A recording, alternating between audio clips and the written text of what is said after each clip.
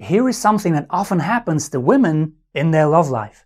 They are picky because after taking a couple of men for a test drive, they are like, okay, see, I thought I wanted one, but yeah. So they have attention from men, sometimes a lot of them, but yeah, not from the ones they want. But then one day, there he is, the man who captivates their attention, the man with whom they do not want the date to end, the man who makes them think, has he texted me yet? Only 500 times a day. Now some of these women think they have hit the jackpot. They stop dating because the guy wants a relationship with them. Yeah, and we all know where that leads to, right? Never-ending happiness. It's just that in this case, not so much. For some reason the guy gets stuck at a level way beneath where these women would want him to be.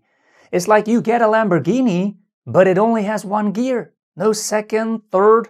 You know it can do more. It can go faster and be louder and give you a lot of intense feelings, but it never does.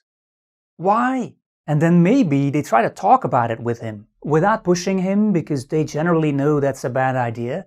So they try things like, yeah, maybe you need to open up a little bit more. Or, hey, no pressure, but do you see this going anywhere by any chance? These are all big mistakes because whatever it is they try, the guy gets worse, much worse. Now there's only neutral. First gear is gone most of the time and the relationship doesn't go anywhere anymore. Now, is there a way to deal with all of this? And are there things these women could do to get more from him even without saying a word? But of course, so let's talk about it. If you don't know me yet, my name is Geert, I'm an author, I also use the pen name Brian Knox.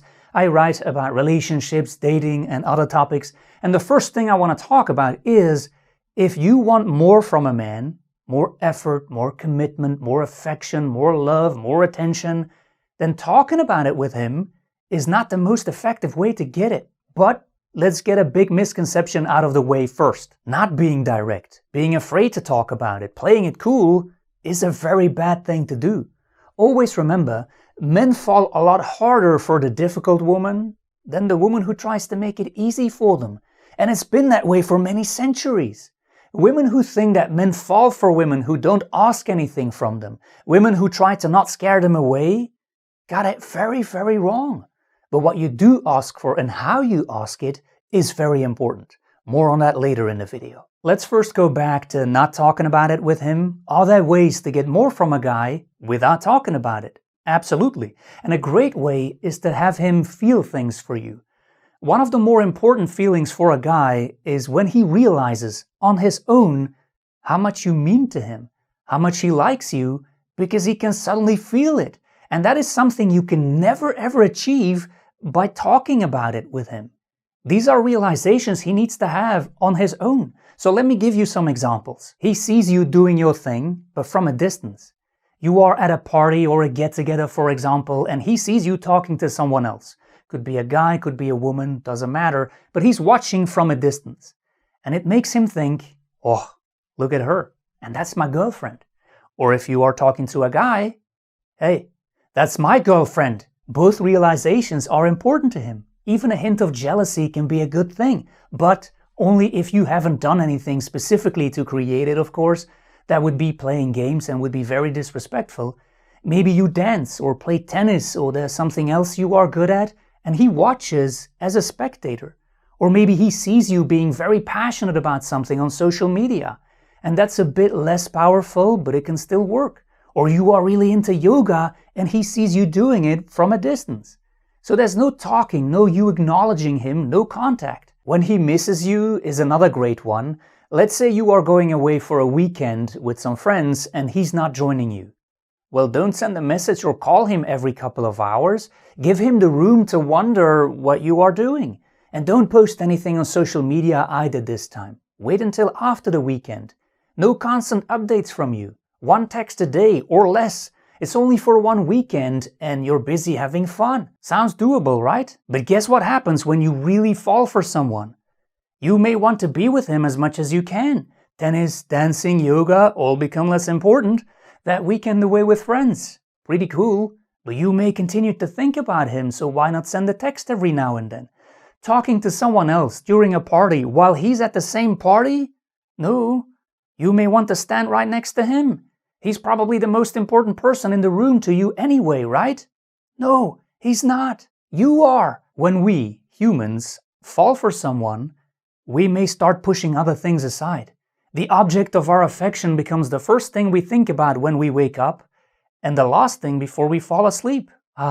Falling in love, that constant need for closeness. Sadly, this is exactly what makes us lose the connection with ourselves, with who we are, our self-worth, our value, all the reasons someone falls for us and continues to want more with us. So yes, that distance and space at times are super important for you and for the relationship. And in my opinion, one of the reasons why self-confidence is so attractive to almost everyone is because a confident person can fall for someone without losing themselves.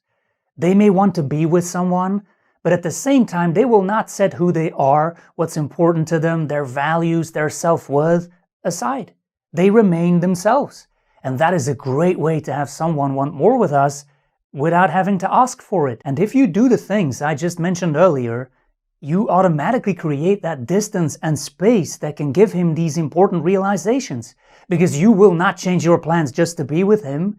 You will continue to passionately invest time in your hobbies and your friends and what's important to you. The fact that you met a great guy doesn't change that. And because you do that, he cannot get to pedestal status or center of my life status. And that alone is often a reason for a guy to give you more affection and attention and so on. Now, as I said in the beginning, let's say you are in a relationship with a guy or you are dating a man and he's not giving you what you want and you gave him some distance and so on because you're not pushing your own life aside, but his efforts don't change. Then what? Well, then you say something about it. And not to complain or nag, no, to give him the opportunity for you not to leave him, but in a special way. There's, for example, no need to get upset or angry, because a low-effort man doesn't deserve strong emotions. But some women still think, well, yeah, but if I tell him what I want, is that not weak or desperate or perhaps low value? Well, it depends on how you say it. You say, I'm looking for a relationship, not a situationship, instead of, I'm sorry, but I feel like this is not going anywhere and I've been waiting for a long time now, so where is this going? And why are you not open about your feelings and your emotions? Yeah, you might as well ask him what the square root of 15,704 is. He doesn't have an answer to any of these questions. You say what you want without any questions, and your job is done. It's not your job to coach him to get there, to heal him emotionally so he can get there, to be his therapist or worse, his mother. No, this is what I want. Good luck. And that's it. You set the standard and he either meets you there or he doesn't. The right guy for you will get there. He's willing to pay the price required to be with you. And there's no need to do anything else. Aside, of course, from being a respectful and a good girlfriend who brings a positive energy and not too much drama, you do have to put in efforts and be a good person. That's pretty normal. Now, also remember that if talking about what you want or that you like a guy scares him away, then you did the right thing. That guy wasn't the guy for you. You triggered one of his alarms or his emotional immaturity, or you made him realize that he doesn't like you. And that is not because you told him what you wanted from him. You telling it just made it a lot harder for him to string you along. So he came clean and was honest. If playing it cool or playing games is necessary to get or to keep a guy, he's not the guy for you. And he never ever will be. But you have to be brave, open and real and be prepared to actually walk away if he continues to not give you what you want in a relationship. And some men may then suddenly see the light and come to the realization I mentioned earlier, oh wow, she's the one for me, but most men won't, and that's good too. Because the biggest danger in your love life is not that a guy you like walks away, is that you spend too much time waiting. Because every wrong guy you wait for is standing in the way of the many guys who are right for you. He's taking a spot that doesn't belong to him.